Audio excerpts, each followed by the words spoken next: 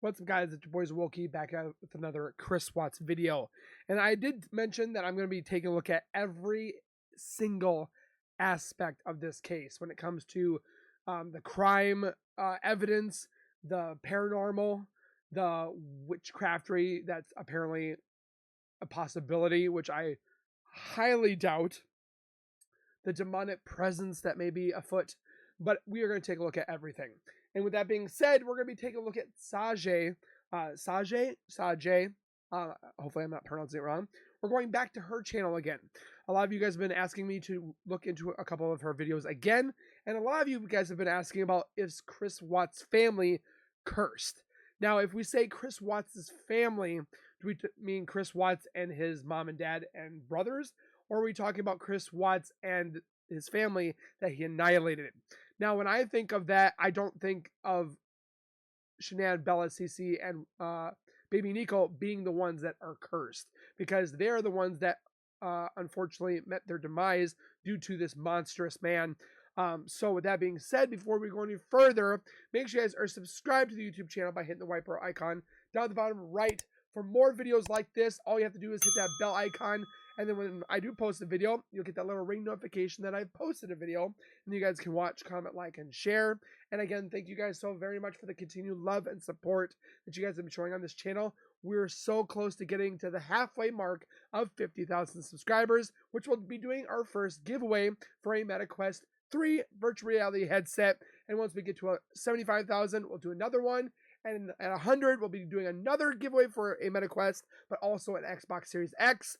Two giveaways, but also gift cards. And then we're going to be doing merch as well. So why not subscribe, comment, like, and share. Also, go over to Sajay's YouTube channel. Links will be down in the description from the video that we're about to watch, because we would like to see what she has discussed on this matter. Before we go into the video, I want to make this very clear again. I myself don't believe in the whole Chris Watts being voodoo victimized by a witch, I should say.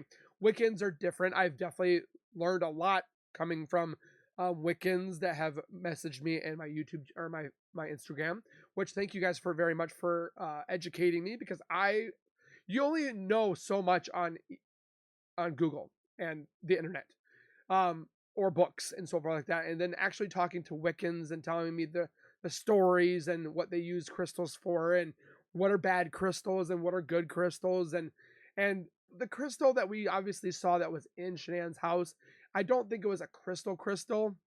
They said it was underneath Bella's bed, which we don't actually see itself, but they mentioned that it was in Shanann's room, but it was a piece off of a mood rock, which this mood rock gives off apparently good vibes, good energies, and so forth like that. So my fiance is big into crystals. She enjoys crystals. She has crystals herself. But when it comes to the whole discrepancy about Nicole Kessinger giving Chris a drink, we still don't know what this drink was. It was some type of tea tonic drink that Nicole made for Chris, that he stated, but she didn't drink it, but he did. And then he had mentioned a few times that he felt that he was being controlled like a vessel, where he was not the driver, but along for the ride, which is pretty much a scapegoat kind of answer to state, hey, I was not doing this. Somebody else was doing it with my body. Him trying to get out. He's mentioned there's been a dark presence that has lingered over him, that had control of him. He's the dark presence. When he says there was a demon that was with him, it was him. He's the demon that took his family out, annihilated, and what have you. But there has been mentions of Nicole Kessinger doing some weird stuff down in Chris Watts' basement when Shanann was gone for those weeks on end, in North Carolina, I do believe. I can't remember. But she was over there with her family while Chris was at home, and eventually did go to her.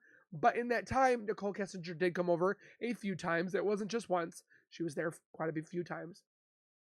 And she mentioned that her friends were down in the basement doing some weird things, which we still do not know because Chris has mentioned that he's going to take these things to his grave, which is kind of ironically weird that he has said that. And then we look into that Nicole Kessinger was into dark mystical things.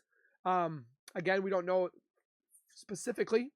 We just know that apparently she kept crystals in her bag. She did things while she was doing yoga. She had a yoga studio. I mean, we're not going to get into that, but it's just very ironic that she was into all that stuff. Possibly had cursed Chris, but why? Why would that be a possibility? Let's discuss it with Sajay and see what she says on her video titled "Is Chris Watts' Family Cursed? A Discussion." Let's take a look. Hello, everybody. I just want to... Wait a minute. Is that a crystal skull? That's dope. Address one of the questions from one of my subscribers regarding doing a reading on Chris Watts' family. I'm not going to do a reading on Chris Watts' family. Okay. But I will do something. There's gonna be a discussion here regarding turn the camera. My thoughts on this, and it comes from a point of purity. Okay, I'm no ego, but I'm also going to preface this with I do know what they're going through. I know what both families are going through, and it's horrible, and I don't want to step on toes. Make things worse for them. So with that being said, I want to say I have to say that this is for purposes There you go. only. That'll make it a little bit easier. What I'm saying is my opinion. So with that being said, I want to tell you guys a little bit about myself. So I have had, he's not on this earthly realm anymore, but had a cousin who was a serial killer, and he was a terrible monster. He was a monster, just like Chris Watts, in my opinion. He was about 15 years older than I am, and he like one of my first memories of this guy, and the only reason why I'm telling you this is because to kind of give you guys an idea of where I'm coming from, okay, why I don't want to do readings on these families. So when it was before school, I was not even in school yet, before kindergarten, and this is one of my earliest memories of fear. So every Sunday, all my families would come together and visit my grandma for dinner on Sundays. And so my cousin, I found myself alone with my cousin on the front porch. And this is something I'll never forget. I'll remember this till the day I die. So I ended up being alone with him in the front porch, and out of the blue, I had no idea what was going on. He picked me up and he pinched my nose off and he covered my mouth until I was almost passing out. I saw darkness coming over me, and then he dropped me onto the porch, the front porch floor, and laughed and walked away. Sick man. And that was my first memory of real fear, and that was from him. He later on, of course, like I said, he's a serial killer. So, but what I saw mainly was how it affected the family, how this monster affected everyone in my family. So I saw my aunt, and I can draw so many parallels with Cindy Watts and my aunt, but they my aunt and my uncle did not see how my cousin could do these terrible things. They only look at the good things. They were mortgaging their house to the hilt, getting, lawyers and legal fees, and they were. It was awful, There's awful. rumors that Chris Watts they just did not bankrupting believe that he could do any of these things. his family. Everybody else could see it, but they refused to see it. It was devastating, and it was there for a while. Like I said, there's so many parallels here. There for a while, I just saw like this light dim from my aunt's eyes, and she ended up dying of cancer. I'm sorry. It just ate at her, and she refused to believe to her dying day that her son could do that. It's denial for survival. That's what my mom told me. She said, because I was like, Mom, how can she not see this? And she said she's surviving. That's how she's surviving, because if she were to admit this, it would probably kill her. And so, I mean, that was the perspective that I was given. And that's how, I was pretty young when this all happened, when he was arrested and whatnot. So I would say I was, by that time, I was 18, 19 years old when all that happened with him killing and everything. So anyway, and so during that time I wrote this silly poem, and it kind of sums up everything that I kind of felt at the time, and I think it may apply to the Watts family. And I'll explain a little bit here after I read the poem, and sorry if it's long and rudimentary and all that. It's something I had written a long time ago. All right, here we go.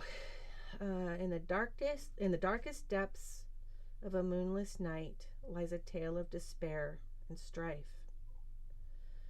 A pact with evil made in fervent plight, a family cursed, souls bereft of light. Amidst the shadows a desperate man did dwell, haunted by sorrow's relentless flame. His once joyous home, now a living hell, tormented by anguish, chaos, and shame. The demon appeared with a cunning smile, whispered promises of fortunes untold. In exchange for a pact, promises vile, he sought an eternal soul to hold. Blinded by desperation, the man agreed, unaware of the sinister price to pay. His family's fate forever decreed, to suffer the horrors that come their way. With a night's chilling breath, a pact was sealed as fate's cruel hands began to unwind. The man's heart forever bound tightly, darkness envelops, leaving no solace behind. The sun's brilliant beams no longer bestowed upon the cursed abode a comforting glow. Laughter and joy, once cherished and showed, replaced by shadows, torment, and woe. A mother's smile faded, no more to be seen. Her eyes turned cold, devoid of love's embrace. Her gentle touch, marred by a soul so not to interrupt, but it really talks about Chris Watts and his mother. So unclean. Innocence tainted, a mask of glazed grace.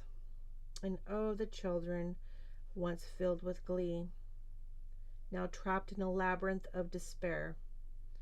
Their laughter silenced, their hearts aching plea, wrapped in sorrow's shroud, gasping for air.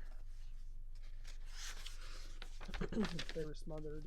Their world darkened, poisoned by sorrow's sting. The walls of their home echoed with cries, every moment a torment, a searing sting, as a searing pact relentless denies. Excuse me. What price would be paid for that wicked deal? The man regretful, consumed by guilt. For his foolishness, his family left to keel. In realms of darkness, forever to be split.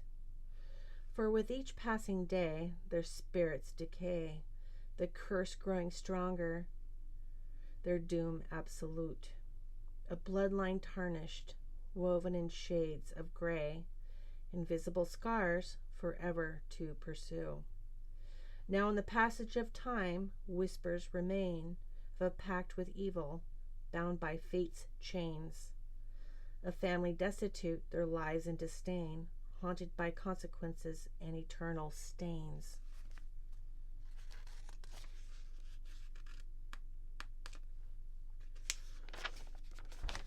Let this cautionary tale stand as a harrowing plea to those who trifle with demons unseen, for within an abyss evil pact agrees. He made a pact with Consequences evil. unforgiving, where happiness can never convene. Now you're wondering, what does this have to do with Chris Watts and his family? Actually, I think it has a lot to do with him. My cousin, he definitely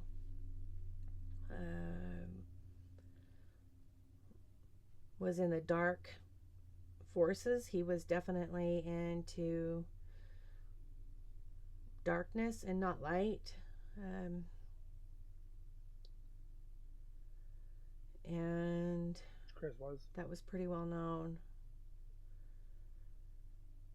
So I truly believe that when Chris and Nicole Kessinger came together, some type of evil force, and Nicole Kessinger created this thing in order to help facilitate things to happen with Shanann and the babies. There was also a pact made, a dark pact with evil, and of course, because you cannot create one of these things without doing that. And that also, what that does is,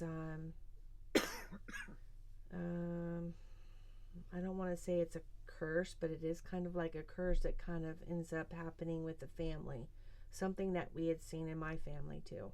That's why he keeps mentioning that he's being haunted by vivid nightmares of Bella saying "Daddy, no," or Shanann sitting in the room with him, and he's being like tormented by the thoughts and the actions that he took place. Which I hope that man is haunted by everything that he had done to those girls, and it just rips him apart inside out. So, but what she's saying is valid. I mean, he made a pact with evil with Nicole. Nicole was the primary vessel of this evil force. Now, there was a lot of, on our side, there was a lot of healing and cleansing. It was a lot, and we ended up getting over that. But I think that it's just starting to begin with the Watts family. If they don't recognize what's going on, and they don't cleanse themselves like we had to do, from one family to another, and also the hardest thing probably ever. And I don't really see Cindy doing this, and I'm sorry, Cindy. Maybe you will. I hope you do. Is to it's Cindy acknowledge what happened and to cleanse yourself of that, because that is key. That's key in your healing. Now my aunt couldn't do that, and my aunt, just letting you know, this is my aunt. She ended up dying of cancer. It was horrible. It was a horrible death. I'm not saying that's going to happen to Cindy. I'm just saying this is what happened to my aunt. But it was something that she died a very angry, lonely person. And it was because she, in the end, she couldn't see. She didn't want to see. She could see. She didn't want to see the truth in what her son was. It killed her, is what happened. It killed her. So anyway, She died of a broken heart. that is what I wanted to tell you guys. No, I will not do a reading on Cindy Watts. No, I will not do a reading on Shanann Ruzek's family. I'll do readings More on respectful. Nicole and readings on Chris, and maybe even a reading on Shanann if there's any messages that will come through from her. She is love and light. Actually, if anything, I gotta tell you, I know that she's been speaking to people on spirit boxes. Yes. She loves that stuff, and the girls too. So anyway, thanks for listening, and you guys have a good day. All right, bye-bye. So with that being said, from what she said, she kind of put what she grew up with into, I mean, Chris is not a serial killer, but he's a family annihilator. And it definitely is very interesting. Like the poem that she read, it spoke like exactly onto Chris Watts and his family. He's draining them of funds. He's causing them to just focus on him. It's all about Chris, or it's nothing. It's not about anybody else. It's upsetting that he not only destroyed one family, his own, but he's destroying his family on his side. He destroyed the Ruseks. He destroyed the Watts and his parents, and probably cousins and uncles and aunts and nieces and nephews, and they're always going to be, oh, your uncle was this person, your brother was this person. It's just always going to dwindle down. So technically there is a curse. It's not like a curse like voodoo or what have you, but I'd love to hear your guys' thoughts, your inquiries, your opinions about this. Again, please keep this positive. I know there are people that don't believe in this. I can't say that I believe it 100%, but I'm going to have an open mind and look at it anyways. And that's why I'm bringing it for you guys. So you guys can decide, hey, yeah, I'm going to watch it. I'm going to take a look at it, see what I think. If I don't like it, okay. But let's keep it positive. So again, thank you guys for watching. I surely appreciate all of you guys that are still here and keep on watching the videos. Don't forget to hit the likes button, subscribe, comment, and share with your friends. Go over to Sajay's channel and give her the same respect and love that you show mine. And we will see you guys in the next one. So keep it real, keep it safe, and as always, keep nerding on, and we'll see you guys next time.